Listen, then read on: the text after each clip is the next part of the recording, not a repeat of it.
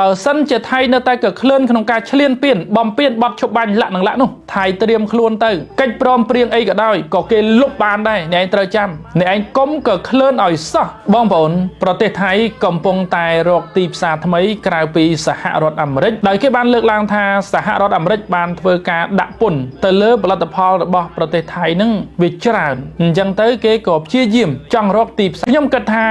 នេះគឺជាហេតុផលមួយប៉ុន្តែអាចមិនមែនជាហេតុផលពិតប្រាកដទេហើយបងប្អូនសួរខ្ញុំថាតើហេតុអ្វីខ្ញុំអាចឆ្លើយបានយ៉ាងខ្លីដូចនេះថាថៃភ័យខ្លាចនៅពេលដែលអាមេរិកស្រែកមួយម៉ាត់ថាបើសិនជាថៃមិនព្រមបញ្ឈប់រាល់សកម្មភាពនៃការឈ្លានពានឬក៏សកម្មភាពនៃការបំពានបទឈប់បាញ់នៅតាមបណ្ដោយបន្ទាត់ព្រំដែនកម្ពុជាសៀមនោះទេអាមេរិកនឹងធ្វើការដាក់ពន្ធបន្ថែមទៅលើប្រទេសសៀមអញ្ចឹងកន្លែងនេះខ្ញុំគិតថាទើបជាហេតុផលពិតប្រាកដព្រោះសៀមម៉ោងនេះរៀងភ័យខ្លួនមូលហេតុដែលភ័យខ្លួនបងប្អូនដឹងស្រាប់ហើយលោក Michael Alfaro លោក Daniel ក៏ដូចជាខ្ញុំផ្ទាល់តែម្ដងយើងតែងតែរាយការណ៍រឿងរ៉ាវដែលបានកើតឡើងពិតប្រាកដទៅកាន់សតវិមានទៅកាន់លោកប្រធានាធិបតី Donald Trump និងទៅកាន់អន្តរជាតិជាដើមប៉ុន្តែបងប្អូនដឹងដែរទេថាក្នុងពេលបច្ចុប្បន្ននេះថៃគេបានលើកឡើងហើយសេដ្ឋកិច្ចរបស់ថៃអាចដំណើរការទៅបានគឺមានការចូលរួមចំណែកយ៉ាងធំពីការនាំចេញផលិតផលក្នុងស្រុកទៅកាន់អន្តរជាតិបងប្អូនដឹងប្រមាណអត់ 60% នៃសេដ្ឋកិច្ច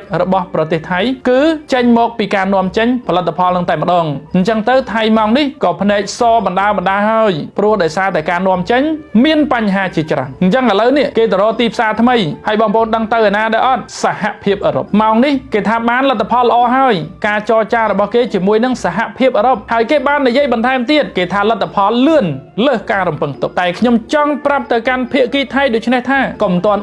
អាកិច្ចចរចាហ្នឹងគេអាចលុបចោលពេលណាក៏បានដែរហើយឥឡូវខ្ញុំសូមបង្ហើបបន្តិចទៅចុះម៉ោងហ្នឹងយើងមានអ្នកសារព័ត៌មានដ៏មានឥទ្ធិពលម្នាក់មកពីសហភាពអឺរ៉ុបដែលជាម្ចាស់សារព័ត៌មាន Nuex The Daily Goat និងម្ចាស់ភាគហ៊ុន The EU Reporter ហើយម៉ោងនេះគាត់ចង់ទិញសារព័ត៌មាន The EU Reporter យកទាំងស្រុងតែម្ដងលើសពីនឹងទៅទៀតគាត់មានបណ្ដាញទំនាក់ទំនងជាមួយនឹងសារព័ត៌មានធំនៅសហភាពអឺរ៉ុបនិងសារព័ត៌មានធំនៅសហរដ្ឋអាមេរិកទាំងអស់តែម្ដងហើយបងប្អូនសួរតើហេតុអីបានជាគាត់មានបណ្ដាញច្រើនយ៉ាងនេះគាត់នៅក្នុងវិស័យសារព័ត៌មាននេះច្រើនជាង30ឆ្នាំហើយគាត់ដើរធ្វើការងារនៅក្នុងសារព័ត៌មានផ្សេងច្រើនឡើងឆ្អែតឆ្អន់ហើយមិត្តភ័ក្តិរបស់គាត់នៅ The New York Times ក៏មាននៅ Reuters CNN BBC The Wall Street Journal និងសារព័ត៌មានផ្សេងទៀតក៏គាត់មានដែរអញ្ចឹងសារព័ត៌មានថ្មីដែលយើងនឹងបង្កើតឡើងនៅលើទឹកដីព្រះរាជាណាចក្រកម្ពុជាដែលមានទីស្នាក់ការកណ្ដាល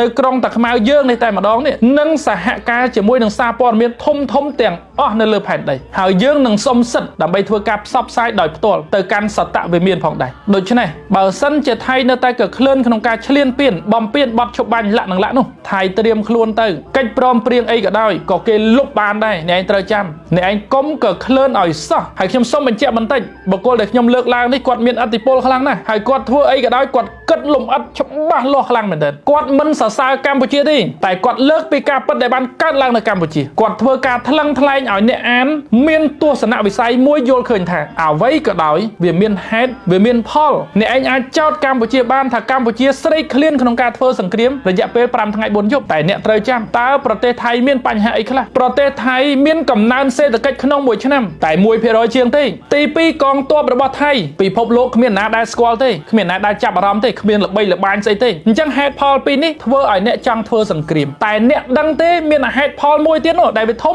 ហើយអ្នកចង់ធ្វើសង្គ្រាមនោះអានឹងគឺអ្នកចង់ដោះស្រាយវិវាទផ្ទៃក្នុងរបស់ខ្លួនវិវាទផ្ទៃក្នុងយ៉ាងម៉េចមិនអ្នកមិនដឹងទេនាយករដ្ឋមន្ត្រីរបស់អ្នករូបណាក៏ដោយដែលមានអំណាចដែលដឹកនាំបានល្អយោធារបស់អ្នកតែងតែធ្វើរដ្ឋប្រហារឬស្ដេចរបស់អ្នកតែងតែធ្វើការប្តឹងក្នុងលក្ខខណ្ឌថាមើងងាយឬក៏ប្រមាថព្រះមហាក្សត្រជាដើមហើយខ្ញុំសូមបញ្ជាក់បើអ្នកនៅតែធ្វើបែបហ្នឹងបញ្ហានយោបាយផ្ទៃក្នុងរបស់អ្នកមិនអាចដោះស្រាយបានទេបើអ្នកនៅតែខ្លាចបាត់អំណាចខ្លាចបាត់ប្រជាប្រិយភាពបែបនេះអ្នកណាគេមានសមត្ថភាពឲ្យគេដឹកនាំទៅឲ្យគេធ្វើការងារហ្នឹងទៅកុំទៅលុកដៃច្រើនពេក ក្នុងនាមជាកងទ័ពក្តីក្នុងនាមជាព្រះមហាក្សត្រថៃក្តីគេចេះធ្វើការងារហើយក៏មិនដែងដោយសារតែខ្លាចបាត់បង់ប្រជាប្រិយភាពនិងអំណាចត្រូវតែធ្វើរដ្ឋប្រហារត្រូវតែចោទប្រកាន់គេថាគេមើងងាយព្រះមហាក្សត្រលក្ខនឹងលក្ខចាប់គេដាក់គុកឬក៏ដកតំណែងគេជាដើមនោះវាមិនមែនជាដំណោះស្រាយទេអញ្ចឹងកន្លែងនេះខ្ញុំសូមបញ្ជាក់បន្តិចកម្ពុជាមិនមានហេតុផលក្នុងការធ្វើសង្គ្រាមទេអ្នកឯងអាចចោទកម្ពុជាបានថា